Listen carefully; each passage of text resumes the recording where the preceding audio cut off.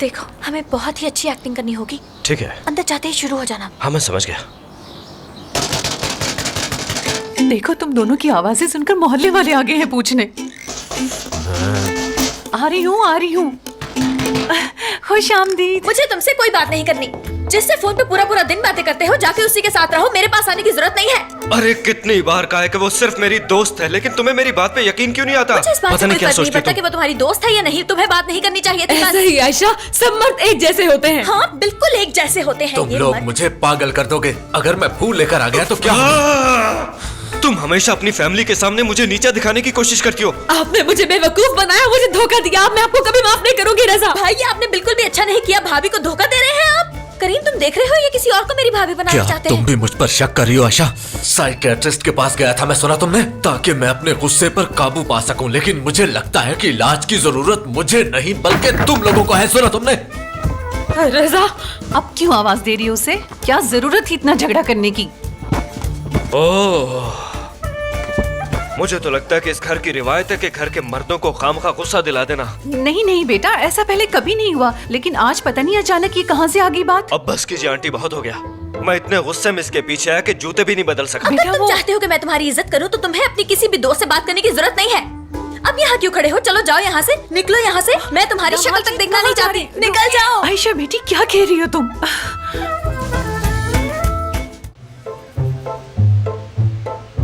अब सारी बातें भूलकर बिजनेस की तरफ तवज्जो दो, समझे समीर? समझ गया बाबा। और हाँ, अगर दोबारा मैंने तुम्हारे बारे में कोई भी बात सुनी तो जानते हो ना मैं क्या करूंगा। मुझे कोई बड़ा कदम उठाने पर मजबूर मत करना। नहीं, ऐसा नहीं होगा बाबा। हुरिया, मैं अपनी गलती पे बहुत शर्मिंदा हूँ बाबा। दोबारा ऐसा नहीं होगा। ठीक है बेटी, कोई बात नहीं। अब तुम अपने कमरे में जा सकती हो। समीर, तुम यहीं रुको।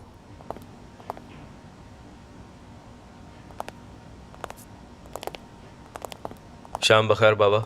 हाँ तो बोलो। बाबा, मैं अपने कमरे में जा रहा हूँ और खाने के लिए नहीं पहुंचूंगा, ये बताना था। आयशा कहाँ पे है?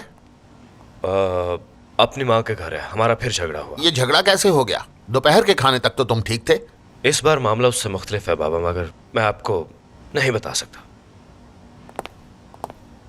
ओ मेरे खुदाया, मैं क्या करूं? रोज नया झगड़ा, रोज नया फसाद। मैं तंग आ गया हूं। बाबा, हाँ? आपने मुझसे कोई बात करनी थी? हाँ, मैं सुबह तुमसे बहुत खुश हुआ बेटा, क्योंकि तुमने सच बोला। मेरी जगह कोई भी होता तो ऐसा ही करता। नहीं, ऐसा हर कोई नहीं करता। देखो बेटा, इसके अलावा भी कुछ है जिसकी वजह से तुमने दिल जीत लिया मेरा। क्या? तुमने अपनी बीवी को बचाया, उसकी इज्जत की परवाह की। यह काबिले तारीफ था। आप सच कह रहे हैं बाबा? और बिल्कुल इस बात पर गिल्टी फील मत करना।